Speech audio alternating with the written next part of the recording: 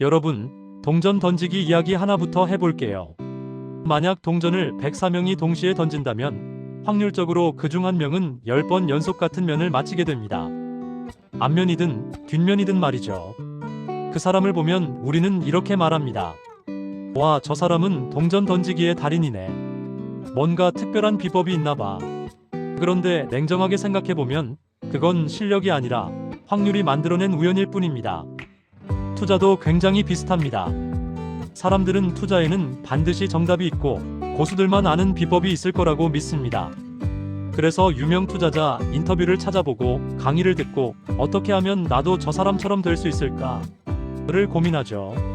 하지만 수년간 수많은 전문가를 만나본 사람들의 공통된 결론은 의외로 단순합니다. 투자에는 모두에게 통하는 공식 같은 건 거의 없다는 겁니다.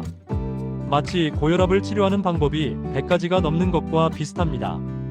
방법은 넘쳐나지만 누구에게나 똑같이 통하는 해답은 없습니다. 투자 역시 마찬가지입니다. 왜 그럴까요? 자산 가격은 숫자로 움직이는 게 아니라 사람들의 심리로 움직이기 때문입니다. 돈이 얼마나 풀렸는지, 시장 분위기가 어떤지, 사람들이 무엇을 안전하다고 느끼는지에 따라 가격은 계속 바뀝니다. 그래서 가격을 정확히 예측하는 건 사실상 불가능에 가깝습니다. 한두 번 맞힐 수는 있습니다. 3번, 4번 연속 맞히는 사람도 나옵니다. 하지만 그게 평생 계속될 수 있을까요? 우리는 투자를 몇 달 하고 끝내는 게임이 아니라 수십 년 동안 이어가는 인생의 과정으로 해야 합니다. 여기서 다시 동전 이야기로 돌아가 보죠. 어떤 사람이 우연히 10번 연속 맞췄다고 해서 그 사람에게 정말 특별한 능력이 생긴 걸까요? 사람들은 그에게 몰려가 비법을 묻고 본인조차도 내가 뭔가 감각이 있나 착각하게 됩니다. 투자 시장에서도 똑같은 일이 반복됩니다. 운 좋게 몇 번 크게 맞힌 사람이 전설이 되고 우리는 그 성공담만 보고 따라하려 합니다. 하지만 그 성공 뒤에 숨어있는 수많은 실패 사례는 잘 보이지 않죠. 그렇다면 질문이 생깁니다. 어차피 운이 강하다면 우리는 왜 투자 공부를 해야 할까요? 이유는 단 하나입니다. 적어도 하지 말아야 할 선택을 피하기 위해서입니다. 산에 올라가 아무 풀이나 먹는다고 생각해보세요. 운 좋으면 약초를 먹을 수도 있겠죠. 하지만 잘못 먹으면 독초일 수도 있습니다. 투자 공부는 약초를 찾기 위한 기술이라기보다 독초를 구분하는 눈을 기르는 과정에 가깝습니다. 장기적으로 보면 대부분의 자산은 우상향합니다. 주식도 그렇고 부동산도 그렇습니다. 사람들은 내가 돈을 벌었다고 느끼지만 사실은 돈의 양이 계속 늘어나면서 자산 가치가 상대적으로 올라가는 경우가 많습니다. 문제는 그 과정이 절대 부드럽지 않다는 겁니다. 가격은 늘 오르내리고 때로는 심장이 쿵 내려앉을 만큼 흔들립니다. 특히 주식시장은 하루에도 몇 번씩 감정이 요동칩니다. 그래서 사람들은 이렇게 하고 싶어 합니다. 여기서 사고 여기서 팔면 되잖아. 타이밍만 잘 맞추면 큰돈 버는 거 아니야? 하지만 이게 바로 동전 던지기 착각과 똑같은 지점입니다.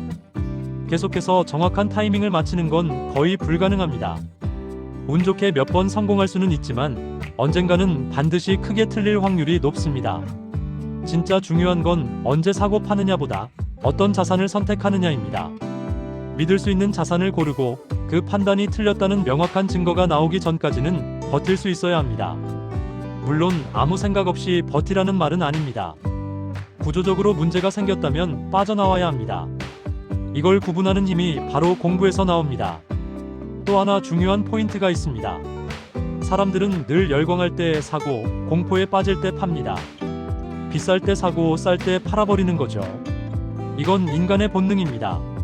하지만 경험이 쌓인 사람들은 반대로 움직이려고 노력합니다. 시장이 과열되면 경계하고 모두가 두려워할 때 기회를 찾습니다. 이 감각은 하루아침에 생기지 않습니다. 요즘 시장이 더 어려워진 이유도 있습니다. 정보가 너무 빠르게 퍼지면서 한쪽으로 쏠리는 속도가 과거보다 훨씬 빨라졌습니다. 테마가 생기면 순식간에 과열되고 식는 속도도 그만큼 빠릅니다. 이런 환경에서는 타이밍 매매가 더 위험해졌습니다. 잘못 물리면 회복하는데 몇 년이 걸릴 수도 있습니다.